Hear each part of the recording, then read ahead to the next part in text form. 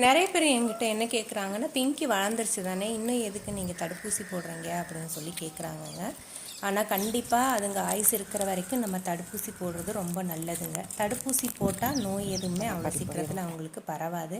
தடுப்பூசி போடுறதுனால நமக்கும் நல்லது. ஏன்னா நம்ம வீட்டில் வச்சுருக்கிறோம், குழந்தைங்க இருப்பாங்க, குழந்தைங்கள்ட்ட அந்த நான் இங்கே விளையாடும், அந்த மாதிரி இருக்கும்பொழுது தடுப்பூசி போட்டிருக்கிறது ரொம்ப நல்லது.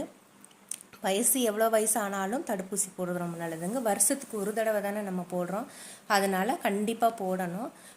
குட்டி பப்பிங்களாக இருக்கும் பொழுது 40 நாள்லேருந்து 45 நாளில் ஹாஸ்பிட்டல் கொண்டு போனீங்கன்னா தடுப்பூசி ஒரு தடவை போட்டுட்டு 20 நாள் கழித்து ரேபிஸ் போடுவாங்க.